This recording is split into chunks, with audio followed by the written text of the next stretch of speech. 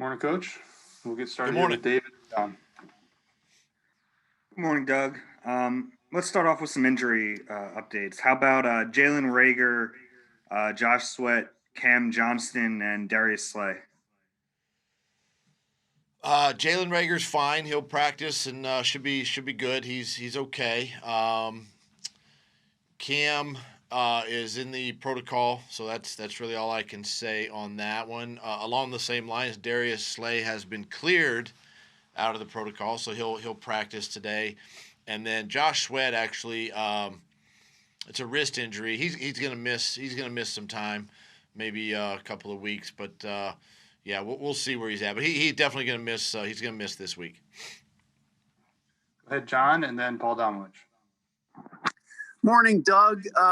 What is it you think is it about your teams over the last couple of years? You seem to play your best football in December, and especially in elimination games when you could possibly be eliminated from postseason contention. I mean, if I had it any other way, I'd rather be playing our best at the beginning, and you sustain that throughout the year. But I don't know what it is really. I think our guys respond well to adversity. Obviously, we've been faced with that the last couple of seasons, and they don't dwell so much on kind of where we are, sort of that woe is me mentality. They push forward and come closer together and find a way to figure it out down the stretch. So yeah, I mean I've been very pleased obviously with the last couple of seasons, the way we've finished, and it looks like we're going to have to do that again. Paul and then Jeff. Yeah, Doug, he pretty much asked the same question I was going to ask, but along those same lines, I mean, is it something you establish in a team that doesn't allow them to quit when you get to that point, or do you have to say or do anything late in the season to prevent that?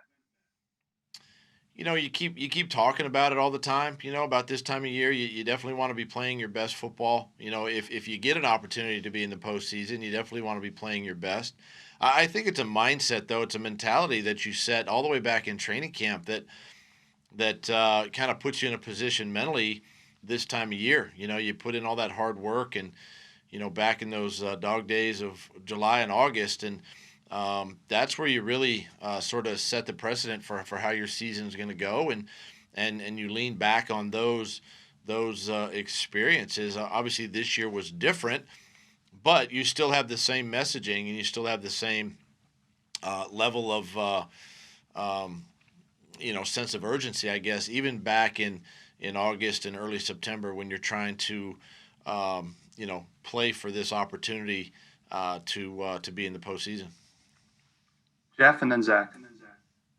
Doug, the last several weeks we've seen some glimpses of Jalen Rager, the explosiveness that you guys talked about in April, the punt return, the end around, the screen. A couple times he got behind secondary on passes that just missed. What have you seen out of him the last several weeks? Do you think this is an indication that maybe the light bulb has gone on for him? I see the same things you're seeing. Explosiveness with the screens, with the arounds. It would be great to connect on some of those deep balls. He's getting in behind the secondary, and he's doing a great job. His biggest thing is he continues to learn, and he missed so much of the first half of the season, really. So now he's been put himself in a position to really be explosive for us, and we just keep pushing along and plugging along and bring him along as well with the offense. But we're starting to see those same plays show up. Zach and then Jimmy. Hey, good morning, Doug. As much as you're willing to share, what was the conversation like with Brandon Graham about making the Pro Bowl? Yeah, first off, I'm excited. The three players, Fletcher Cox and Kelsey and BG, and happy for BG, first Pro Bowl in his career. And I really didn't get much words in with him. He was so excited and so thrilled on the phone when I spoke to him the other day about it, and he was just so elated and so happy, and I was happy for him and his family, and he's worked extremely hard in his career and probably worthy of making it maybe a couple of times. But just so happy for him and just sort of I guess the cherry on top of his career. Are you the one who broke the news to him, or was it just congratulations for the call? I did break the news to him the other night. Yes. Go ahead, Jimmy, and then Kristen. Hey, Doug, you mentioned connecting on deep balls with Rager. On the shot play to him down the right sideline on Sunday, on the play in which the whole offense was sort of like pretending to look at the sideline for a check, looked like a decent enough placement on that throw. And then after the play, you got his attention and kind of pointed to your eyes like Robert De Niro in Meet the Parents. And what were you telling him after that play?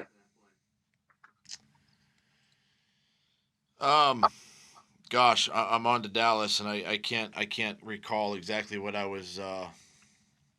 I'm sorry, Les, that I didn't. I can't remember what I said. That was a great reaction, Les. Great reaction. I really appreciate that. I honestly, I don't remember what I said. Probably something about location, trying to find a ball. Yeah, probably something like that. I don't remember. Okay, we'll go to Kristen and then Martin. Hey, Doug. We talked with you on Monday about that kind of aha moment that you see from the younger guys now that they're able to, get some of those reps underneath their belts, potentially being a reason why you guys can play some of your best football in December. But do you also feel like it's a moment where some of the guys that haven't played finally get that sense of rejuvenation? I mean, you've had so many changes at positions in years past, notably at quarterback. Do you feel like that could have any correlation with kind of that rejuvenation at the end of the season? It's possible. I do think that having some young players that are out there playing, it does bring a level of excitement and energy to the team, and I think it kind of really sort of inspires or motivates even some of the veteran players to be around that, and have that kind of energy on the field. And it's really a matter of our backs against the wall, and we've been faced with this before, and our guys do a great job of just focusing in and understanding that there's a sense of urgency this time of year to we've got to win games in order to continue your season. That's what has to happen, and the young guys have really brought that energy just like they did at the end of the season last year and the year before, and it's really good to see that so many guys are playing. We do miss obviously the veteran guys that have been starters. We do miss them from obviously being out there, but these young guys do bring that energy level that is pretty exciting because it carries over. It really goes from practice right into the game, and that's where it all starts. Martin and then Mike. Hey, Doug. In your experiences as a player and a coach, when a quarterback is replaced and he doesn't react well, kind of like the way Carson has reacted well, I mean, can that kind of like sabotage and divide a team if that's the case, if the quarterback doesn't take it the right way? It can if you let it. And that's one thing that Carson has not allowed that to happen. And he's not going to let it happen. He's been a pro about it. And, he's been very, very talkative in the meetings, asking the questions just like he had before. And you see him talking to Jalen during the week and during games. And, listen, that's something that I really appreciate about Carson is just, how he's handled this. And he doesn't want to be a distraction to the team, and he wants to help the team win. I mean, that's the bottom line. And so we don't let these things really creep in to our thinking, and try to keep them out of the locker room. And so it won't divide your team. Mike and then Bo. Doug, the NFL flexed the Carolina-Washington game to 4:00. Do you kind of like that it's you won't know your fate until basically after you're playing or into the fourth quarter? And how do you kind of stop guys from score watching? Yeah, I mean, we've obviously got a big task, against the Cowboys, who, played well Sunday. Got after San Francisco and so obviously we can't control what the league does with scheduling. We know that we've been in those situations before, but I would prefer to go into a game not knowing. I think it does. Gives you a level of concentration and focus that you need going into a football game. And listen, our guys, once we tee it up on Sunday, we're all about the game. We're into the game. We're coaching and playing, and we'll see what happens at the end. Bo and then Ed. Hey Doug, I'll ask you about another one of the Pro Bowl players. What has Jason Kelce meant to you? I guess especially this season, as you've had so many moving parts along the offense. Oh, Jason Kelce. I can't say enough good things, positive things about him. He's been the one guy that in the offensive line, he's been there day in and day out, for that group. And the stuff he battles each year through a little bit of soreness and injury and wants to practice every day and competes at a high level and just does things that other centers in this league can't do, and he does it at a high level. He wants to take every snap in practice. He doesn't want to miss a rep if he doesn't have to, and he's a great leader in that room, great leader on the football team. He's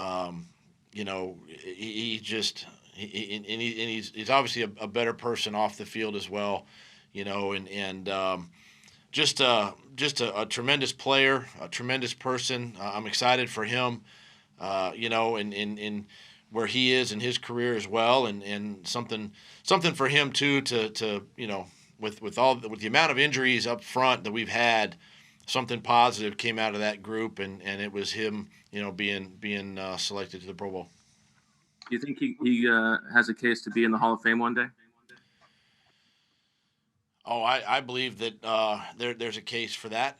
He's a Super Bowl winning center. He's done a lot of great things in his career, and I think he could be in the conversation for sure.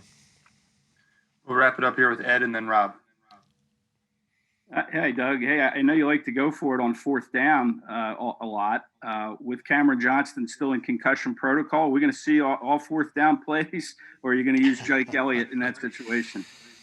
No, we have, obviously we have a plan, in case Cam, doesn't make it, but yeah, I mean, you saw in the game the other day, I thought Jake came in and did a really nice job, being able to handle the punt situations. I think where it really, pertains maybe a little bit more is maybe, your extra points and things like that, where maybe you go for two, a time or two more, but we've been through this before. Actually, in the Cowboy game a couple years ago, and actually lost our kicker in that game and made it through. So there's a plan in place, but I'm hopeful that Cam makes it through and we get him for the game. Go ahead, Rob. Doug, it's been a tough year for you guys. It's been a tough year, 2020, for everybody in the world. We often ask you about players. How do they stay positive? How do they do this? What about you? How about you personally? What has this year been like for you? This season been like for you? And how do you remain focused and try and stay positive?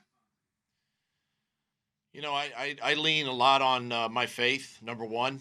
The time I spend in the mornings just, in the Word and just kind of reflecting back on maybe yesterday or the week ahead or the day I've got in front of me, and just sort of how can I create energy for the team today, and obviously my family is a big support structure there. My three boys and my wife and then our close family group and friends that where really football doesn't matter, and it's just about you as a human being and a person, and making sure that I'm okay, and people reaching out with sending emails or text messages to me, and just getting that support that you need through a long season, even the good times. It's still a long season, and you battle through a lot of stuff and you're dealing with a lot of stuff with your team, but you still need that, that support and that the sort of that structure underneath you to keep you motivated. Because when you're in the head coaching position, you've got to uplift everybody, underneath you, and that's your coaching staff and that's your players. And I feel like, that's a strength of mine. But I just think being grounded through my faith has really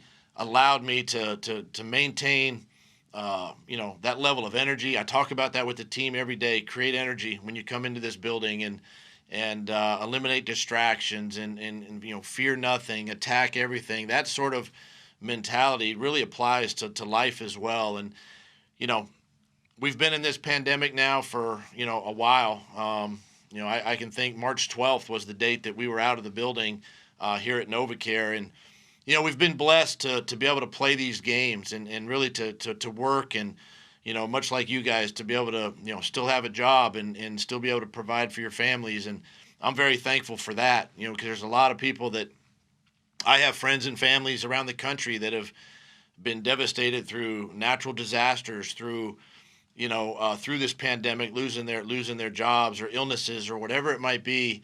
But being able to be thankful for this opportunity to coach and play this game, with these players and provide a level of entertainment, right, for a lot of people that are suffering this time of year, and that keeps me going. All right. Thanks, Coach. Thanks, everybody. Thank you.